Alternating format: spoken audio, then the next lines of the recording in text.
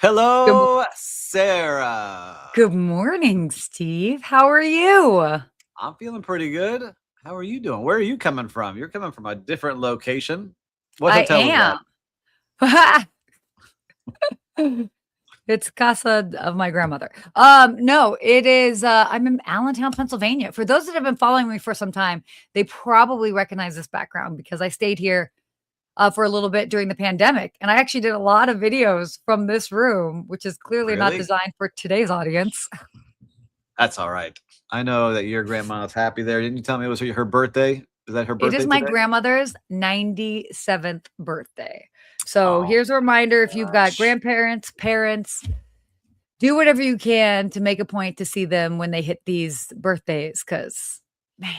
It's great. Yeah. So we said, how old is she going to be? 97. 97. Let's give her a happy birthday, listeners and viewers. Put a little happy birthday message in here. She deserves it. What do we call her? Nana? Grandma? I call her grandma, but she now goes by Gigi because she has grandchildren. But I don't participate in that.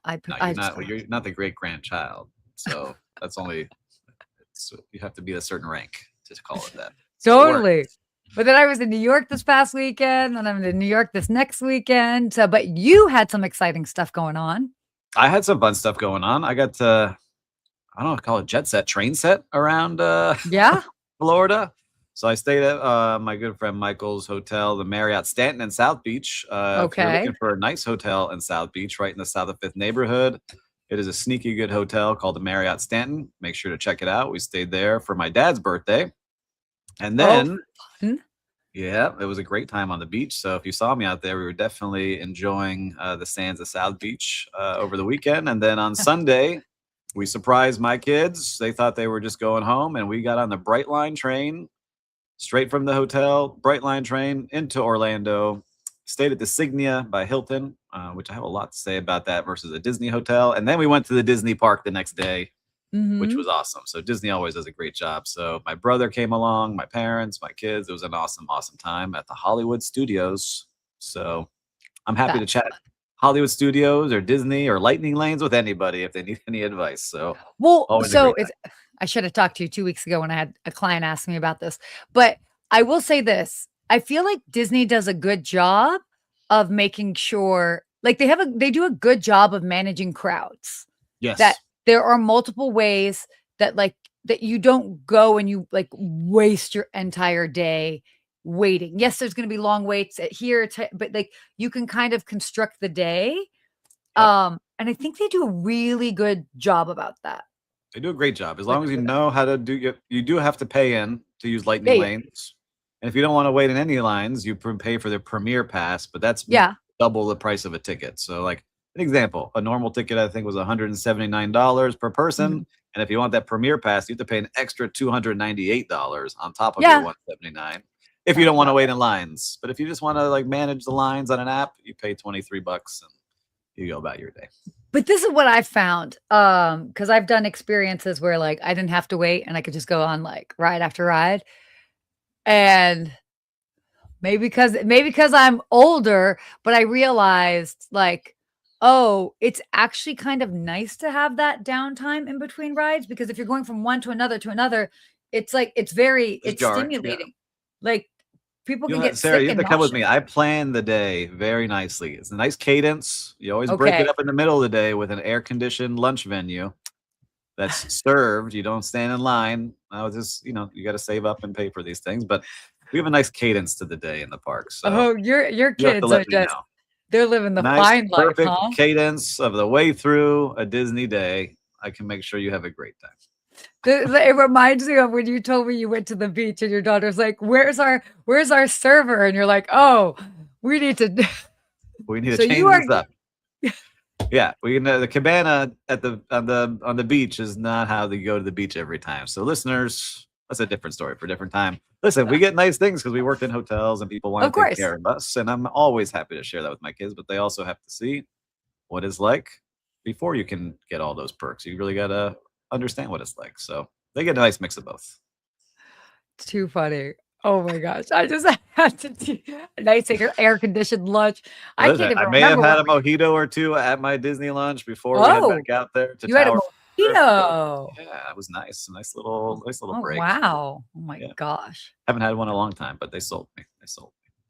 Ooh. But always a good time. So good hotel, Signia Hotel. It was actually one of our whose brand is it anyways, and I hadn't stayed, but it was a great hotel to stay. Oh yeah, quickly tell us about that hotel. What's the quick nutshell version? So I would say upscale 4-star resort. It's connected to the Waldorf Astoria through the banquet areas. So really, if you don't want to stay at the Waldorf and pay all of the extra money, you stay next door to Signia, which is about half price, but the same facilities. And their pool is better because you have a lazy river, hot tubs, slide, all the fun things for kids.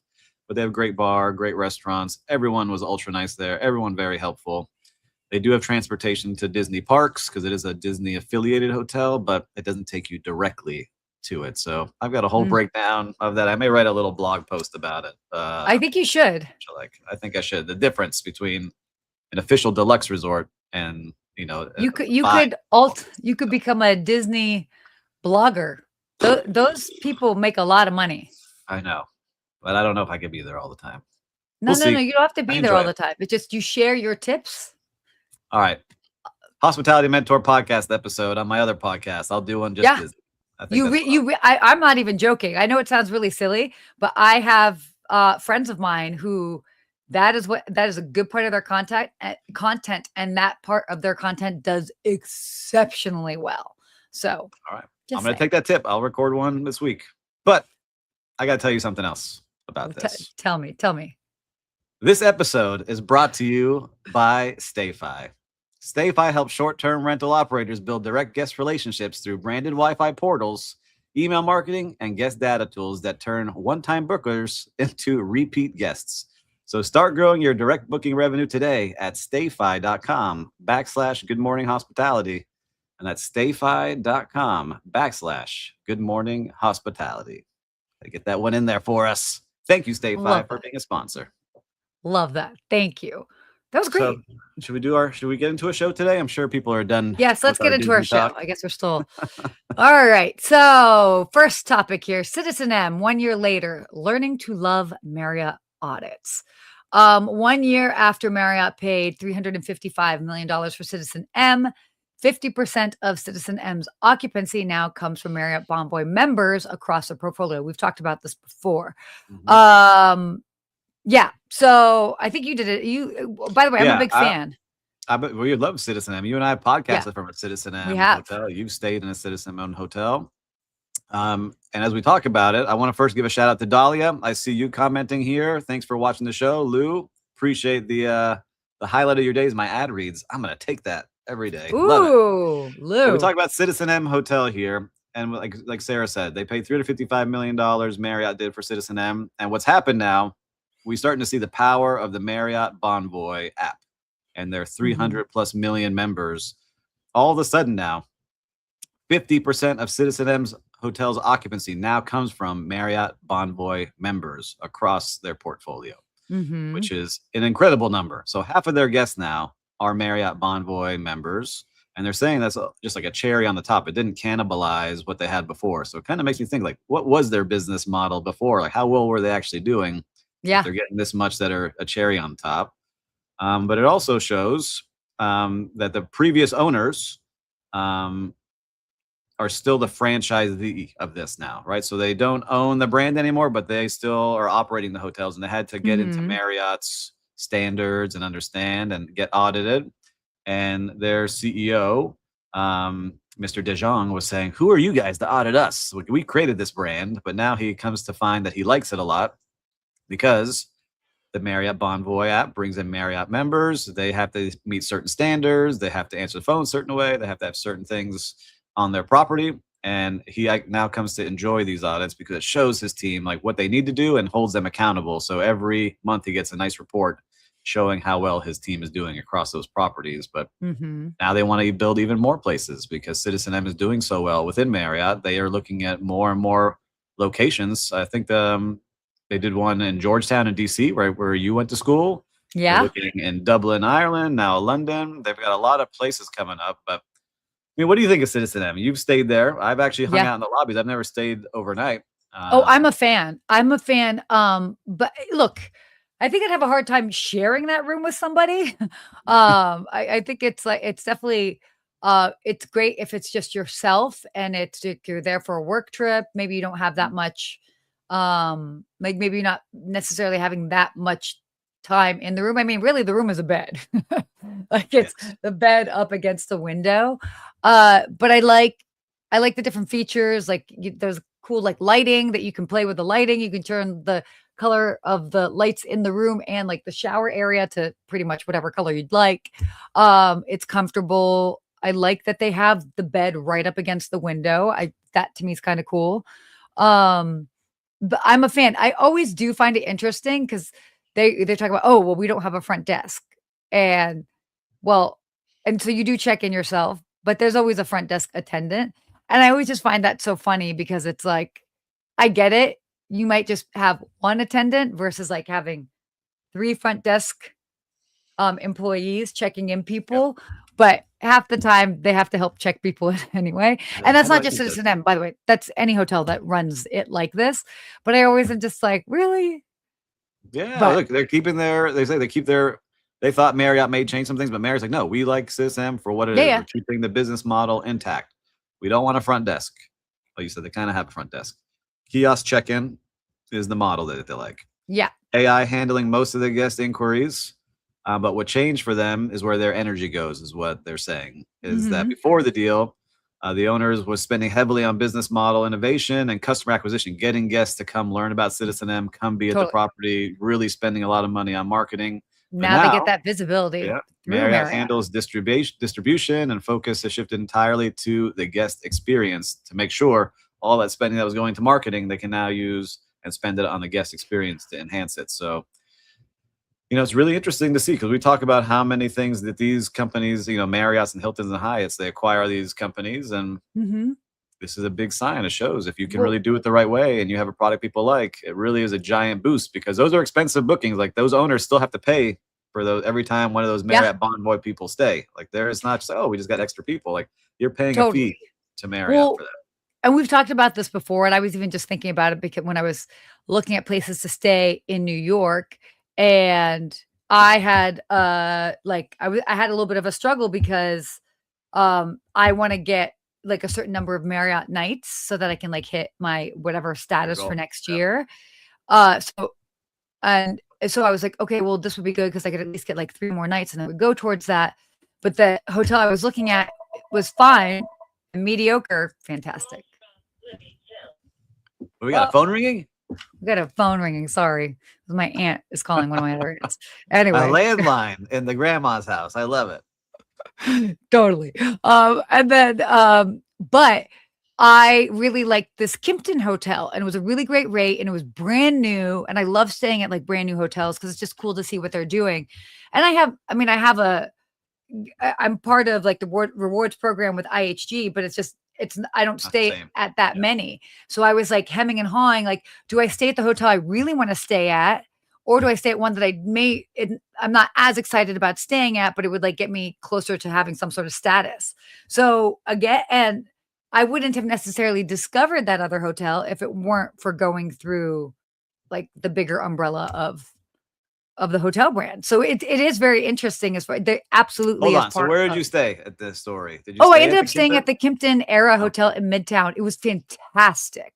All right. So you didn't use the Marriott. The pool almost got you to use the points, but you stayed at the place that you thought I ended up doing that. Yeah, just because it was like nice and cool. It was just cool. It was great. And there's nothing wrong with Marriott. And I will say this because I was actually looking at a Courtyard Marriott. And the Courtyard Marriotts in New York City are actually really nice. And I do, as a brand, I think a lot of people will think, oh, Courtyard, but we're thinking about the Courtyard Marriott from over 10 years ago. They rebranded in 2018 and just what they are now in general. I mean, it's a perfectly fine product if you're staying for business stay. So, but Paul Manzi's saying about the physical front desk, he's saying a physical front desk does not improve the hospitality experience, is what he's thinking. Lonnie Wolf, good to see you. Hello. Welcome to the show. So we've got a lot going on at Marriott's World, but they continue to do a good job. So we'll keep an eye on what they continue to do and where they continue to grow. CitizenM, we're fans. We are. Podcast some more when we get By the way, if it would have been a CitizenM, I would have stuck with it and stayed, but there wasn't one that made sense for me. So just saying. All right, CitizenM. Sarah needs more locations in New York. Okay, let's make this happen. I do. Why don't we go into our next little sponsor here? Would you like to read it, sir, or should I read it? Listen, Sarah, before we move on, okay, a quick shout out to our sponsor, Built. They're helping restaurants and hotel F&B teams better understand their guests and create more personalized experiences that drive repeat visits. If you care about loyalty and guest experience, it's worth checking out. Head to joinbuilt.com/GMH, and that's joinbuilt.com/GMH. And now, back to the show. Whoa, that dramatic read right there. Love it. This is great. Actually, funny because we were just talking about Marriott, and then I also mentioned IHG. This goes into our next topic here. IHG joins Hilton and Marriott with AI search. This is cool. So obviously we've talked about before how Marriott and IHG have been sort of leading the charge with the AI search options. Yes. And IHG is now basically in on it. They've launched a conversational search on its US site and app. And what's cool is just because it's more conversational. So instead of I want 2 nights in this destination, etc., it's like, we're going to be a family of 4 going to Orlando, and we're looking for this type of style, which is great. I mean, we're just going to continue to see more and more of that. But one detail that stands out about them is that IHG users can shop in points, cash, or a combination inside the chat, which is interesting. So like when Marriott launched Ask Bonvoy, said point-based searches would be supported over time. IHG launched it when it's already working already. So they were working on this. We talked about IHG. They've been like 8 years in advance. We talked about this a couple of weeks ago, like working on their, new tech stack. They had been building it from scratch so they could be ready for AI. So now it's finally starting to jump ahead some others, it looks like. Totally. And really, if you haven't tried it yet, it's going to be rolled out to different users. You're not going to be able to kind of like get in there. They're testing it out randomly, it sounds like, as a beta version, but you start just talking to like a normal human. I don't know if you've been doing that at all, Sarah, with all the new models coming out with like ChatGPT's voice one, Claude. I know a lot of people use. I started messing around with Gemini because it's connected to everything I use in, Gmail and Google. And it's like, wow, this is, everything about me, from scanning all my emails in my calendar. And it's I need to pretty play wild on Gemini to see what's going on out there in the world. And it just seems to get faster and faster. But we see it now. Like, I'm sure you use Amazon. Most of us use Amazon. Yes. They have Rufus. Rufus is their AI, and that's pretty wild to see. It understands me based on what I've searched for and what I bought and suggests certain things. And it seems like that pace is picking up. I don't know what you feel like when you're using tech now for travel or just your regular day-to-day, but you book a lot of travel. Are you starting to see more and more of it infiltrating different platforms as you book other people's trips? Yes and no. I mean, my clients are very tech savvy. Most of my clients are very tech savvy. And so we almost like use Chat and Claude together, where it's like they'll very clearly use it. Then they'll be like, hey, like double check this based off of that. And what do you think? So it's like, it's very interesting that it's like they're not using it to replace me. They might use it for a starting point. And then we have like open conversations like, hey, can you check it out? Can you do this? So, and then I also use it at times because sometimes like I don't know all of the restaurants in a specific city or a specific area. So I'll be like, okay, we like this based off of this. What else do you suggest? And then I can go through and like really kind of fine tune. So it's very helpful for me in a lot of different ways. I mean, that's just one minor way of doing it. But yeah, it's changing rapidly. It's going very fast. So hotels, everyone's abusing, but it's going to be part of our daily life. I'm just curious to see, again, They want people in their world. ISG, Hilton, Marriott, they want people on their apps, using their apps, speaking within it. But I don't think that's people's first reaction of what to do, right? I'm going to use the AI that's on my phone. Siri is getting smarter on the Apple phone. I'm not sure what Android uses. So everyone's kind of doing their searches. Like I watched my mom and dad, who are the same age, search in complete different ways while we were on the trip, which is very interesting. My dad, an attorney, and my mom, who's okay. So how are they searching? Housewife. My mom just talking to Siri or typing it in, and my dad using AI sometimes, using Google, verifying in different ways. And then my brother was there too, using his Meta glasses, asking Meta AI, like how to start doing things while we're there. So it's everywhere. It's everywhere. It is. So we'll see what happens as they continue to. But I think it's good for hotels.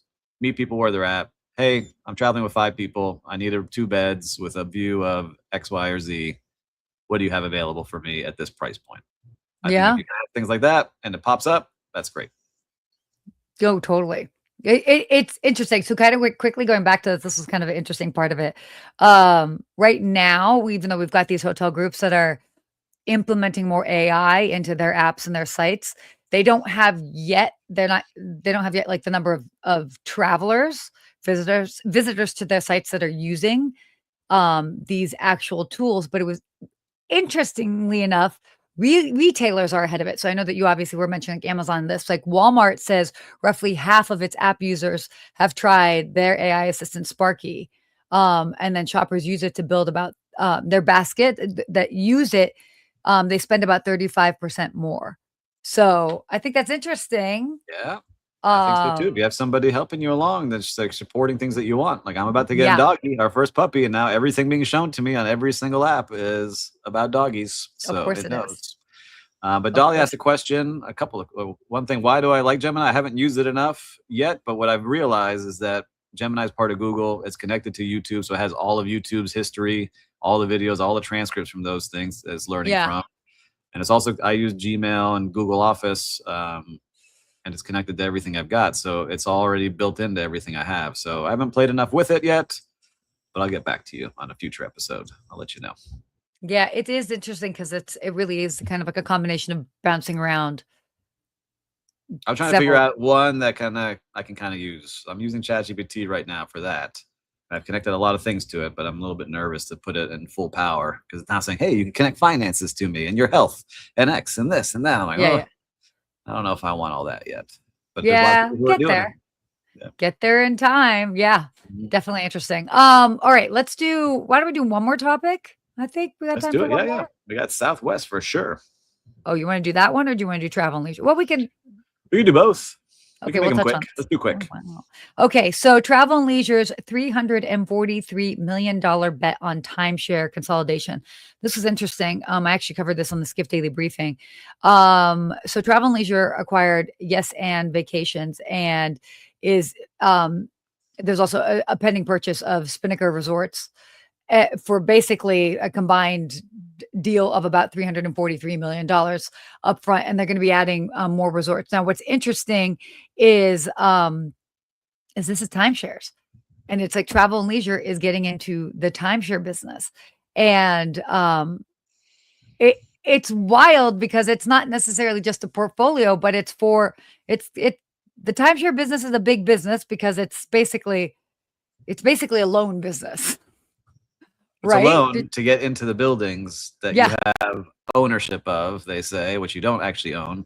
So I actually took this article. So listeners, I used AI for this one. I took this article. I said, explain this to me like I'm in 10th grade of why somebody would want to buy a timeshare, because it's not what I would like to do. Because when you buy into a timeshare, you're buying points. So an example of what Travel and Leisure likes is that they're getting 100,000 people that are doing a couple of revenue streams. One, if you're building a new building, Sarah and myself, we don't know each other. We pay $25,000. They take one unit. I'll give you the math quick. Here's a condo you could normally sell for $350,000. No, we're going to chop it up into little weeks that people can use as points, and we're going to sell that for $500,000. But most of the people buying don't have enough money to pay that $25,000. So they say, hey, we'll loan that to you at 14% interest, which is very high loan to give people. Correct. So they start making money on that loan. Also, if you own that sliver, you have to pay a fee for the condo to maintain like the staff that are there. So a lot of places make money on that fee. And then you have to use your points in certain locations that you can't use freely. So if you want to do a last minute trip and you didn't plan in advance, you can't get access to that place. So then you can't use your points. But who it's for is what I asked for. It's like, who would actually like this? It's for that traveler that likes consistency. They like having a kitchen and an apartment in the same place at the same resort within the same brand, and they book the same place every single year. Because there's a lot of places, people like that want to go to the same lake or the same mountain in the same exact place and not explore anywhere else. So that's who it's great for. So that's not me. I don't think that's you. It might be for some of you, but it is a hard thing to get into. And then if you do want to get out, it's very hard to get out because you sign contracts that are long-term. I'd be curious how that ends up changing over the next 5 years or so, because I totally get that concept. And I do feel like that's a way people used to like to travel, like a bulk of people used to like to travel, like that consistency. Like you take the family every summer and you go stay here and there's that. And there is something to that, absolutely, for core memories. And it's like every year we did this with the family, which I love. But I'd be curious, do many people still want that? My gut is that pie is shrinking. I don't know. But I don't know. It's interesting that, people are investing a lot of money into it. I know the business is growing. It does not shrink. It's a hard business to be in. It isn't shrinking. I just find it curious that it also forces people to take vacations, it was saying as well, right? Like you have to use these points or they go bad. So it's almost like going to the gym. Like, you pay for that gym counts on you not being there, right? Like that's membership. What they count on. Yeah. It's the same kind of mentality. It's like, yeah, of course. They don't want you to be there because they can get more and more people in and they keep using your funds anyway that you're spending. So it's a hard model, but let's see what Travel and Leisure does, because they did it to get 100,000 the data for 100,000 people spending money, captive audience that they can grow their business on. So let's see what they do. I'm sure we'll talk about that again soon. But this one, I'm curious about you, what you think of Southwest. Southwest Airlines, all big changes. Now they want to get into lounges. So their CEO gave, we're kind of like talking about this. And I mean, basically they're going into, doing lounges specifically with co-branded credit cards. And, I find this really fascinating because they've done a lot of significant changes with their business model in the past year, and they're doing better than ever, financially. It's like, okay, well, we're not like, now you get assigned seats. Now you don't get those 2 free. So all the things that were the elements of the brand that people loved, they flipped it and they kind of made it more like the traditional airline model. And they did well because they still have a lot of Southwest diehard fans that are still continuing to fly Southwest.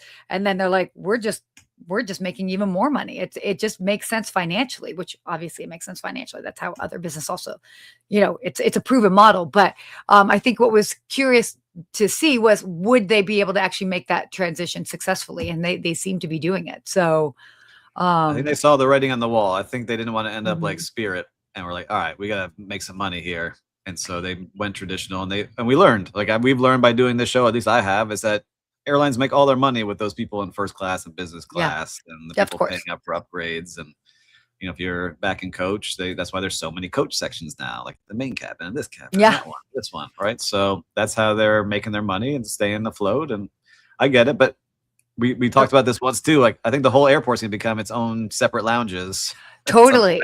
Well, it's interesting because I think about it. So, I don't, even though I have Amex and I can get, honestly, I feel like getting into an Amex lounge, it ends up being such a process that I don't really try to even get into Amex lounges. I'm not really fussed. I do the Delta lounges, but I have enough status that even if there is a line outside, I get to the front of the line. So you're also a celebrity, so it's like Miss Dandashy. No, but it's please. Like, again, but I get it, because it's like more and more people want to have the lounge experience. But they are crowded. Listen, and I did it the other day. If you're not there in the morning or the evening at Miami, it's hard to get into that lounge. And so I do the Delta Lounge in Miami all the time. Love it. Easy. There's a 25-minute wait. I was standing outside the American Express Lounge, and I just turned around. I think it's a Fridays. You guys have to correct me if I'm wrong. Fridays or one of those. Like, I mean, that looks pretty good to grab a $10 beer and just sit there and people watch versus wait in this line. So that's what I end up doing sometimes. But I will say we can talk a whole other show on the points because my American Express card paid for itself this week. Just the fee by using it. So. For sure. I mean, it can definitely pay for itself. That's absolutely it. But yeah, we'll see just how more of these lounges open. I mean, I fly out of the Las Vegas airport. I personally don't like any of the lounges there. So I now just get to the airport and walk on my flight because I have no desire to be there any Which one is this? Which airport? The Las Vegas airport. Because it's either slot machines or there's like a Capital One lounge. Yeah. Well, yeah. There's like people gambling right there. It was you I saw. Yeah. No. Anyway. By the way, why do we do our Can I tell them one thing on slot machines? I know. We're going to go 2 minutes late here. Slot machines. If you're a slot machine fan, listen, I just talked to a casino. I can't say which casino, but somewhere in the country, they know they're never going to lose. They make about $500 per day per machine. So if you think you're ever going to win on those, you may win a little bit here and there, but they win every single day. So they don't make sense to me. I don't even get it. It's the hope that you're going to be the big winner, but they do it very strategically. They're never going to lose. I learned the whole business. Now I want to open my own casino. Oh my gosh. Because it's the only business I know where you can't lose. Anyhow, we got to get into Lou's favorite, my favorite. Dahlia, you may love this one. Paul Manzi and all the other viewers that come here every single week for Whose Brand Is It Anyway? The game show where we show a sub-brand and we try to guess who is the parent. No. Put it NH Collection Hotels. Who owns NH Collection? Let's put that one back on the screen for 5 more seconds, Monica. Who owns the NH Collection? Let's just have the brand up there. No cheating, anybody. You got 5 seconds to guess. I've got my guess in. 5, 4, 3, 2, 1. I'm going with Hilton. I'm going with Accor. Accor. Who do we got here today? I don't remember. Minor Hotels. We were way off. That was my next one. Minor Hotels owns NH Collection. See? But doesn't someone own Minor Hotel? It's just levels to this. It keeps going. But we got Jim Alderman is the winner today with Minor Hotels. Good job, Jim, getting that guess in there. Everyone else, way off. But my favorite part today, bad guesses today, as Lou says. I want to give a shout out to Monica, our producer backstage. Will's on vacation. Monica filling in very nicely. Thank you, Monica. Well, man, what a great show today. Love our great sponsors, Built and Stayify. Thanks for joining us. But we shared a lot of fun stuff today. And listeners, if you haven't yet, make sure to hit subscribe. It's always great to see our subscriber list growing. And of course, if you haven't yet, share this with a friend. Invite them to the party. We need some more players for our Whose Game Is It Anyway? We love playing this game with everyone. So listen, until next week, everyone. Yes. Stay hospitable.